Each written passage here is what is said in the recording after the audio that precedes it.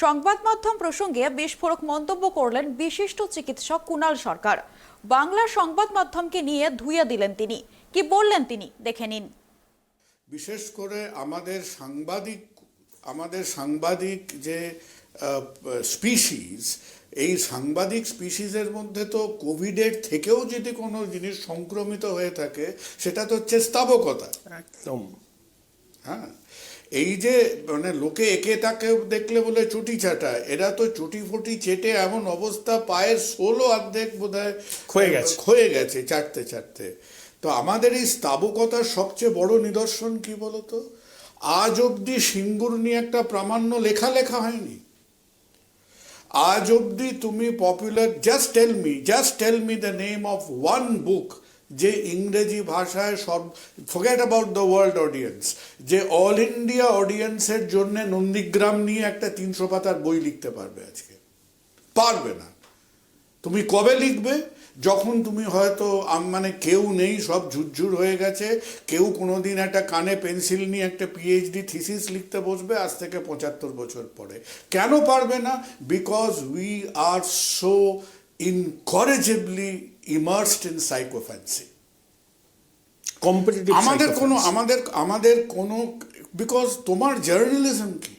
তোমার journalism is documentation of the present, right? তোমার documentation of the present. আজকে আমাদের কেউ যদি ধরো, আমি তোমাকে বলছি, তুমি গোধরা রায়েট নিয়ে 3টে বই বার করতে পারবে। Look at the number of books today which are available on emergency নিয়ে অন্তত 12টা 14টা প্রামাণ্য বই, ইনক্লুডিং গুজরাট প্রোগ্রাম নিয়ে কতগুলো বই আছে।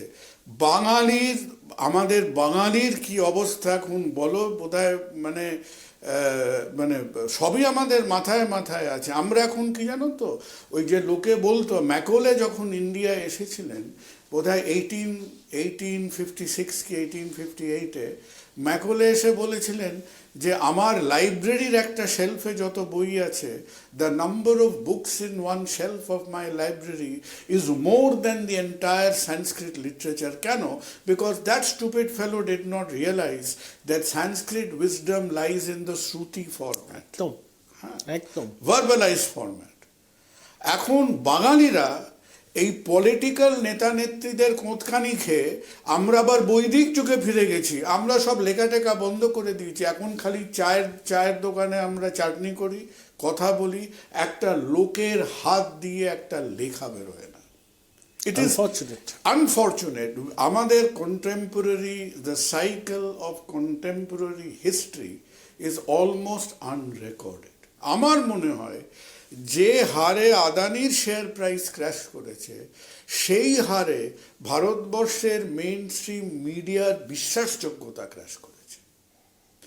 এন্টায়ার 2 সপ্তাহের মধ্যে যাদের মধ্যে একটু কৌতূহল ছিল, কেউ একটা মেইন স্ট্রিম প্রিন্ট বা টেলিভিশন মিডিয়ার থেকে একটা ফ্যাকচুয়াল খবর পায়নি। আমি নাম করে বলছি, ইন্ডিয়া টুডে, এনডিটিভি বিক্রি হয়ে গেছে। ইন্ডিয়া টুডে থরথর করে কাঁপছে, এখনো কালি শোকায়নি। 3 মাস আগে একটা কাভার ইস্যু করেছে দ্য গ্রোথ কিং বলে। ওদের কি বিজনেস রিপোর্টার নেই? ওরা জানতো না কি হতে চলেছে? একটা mainstream media could not give. এই দেশে যেখানে আমরা বলি we are living in a flood of information, কারা ইনফরমেশনটা দিল? পিপল লাইক যারা single, most of them were single channel, তোমার চ্যানেলের মতো। এই আজকে বাংলা মিডিয়ার কথা শোনো না। There is a difference between noise and analysis. তুমি যদি আওয়াজ শুনতে চাও, তোমার হাতে 6টা চ্যানেল আছে, আর তুমি যদি অ্যানালিসিস শুনতে চাও, তোমার হাতে 3টে লোক আছে, রাইট? তো এই যে নয়েজ, এই যে কলরব, এই কলরবের মধ্যে আমরা যদি কিছু শুনতে চাই, তাহলে আমাদের কিন্তু আজকে তোমাদের মতো 3-4 জন যারা অ্যানালাইজ করছেন তার হাতে ফিরে আসছে। সো এই প্রবলেমগুলো আছে।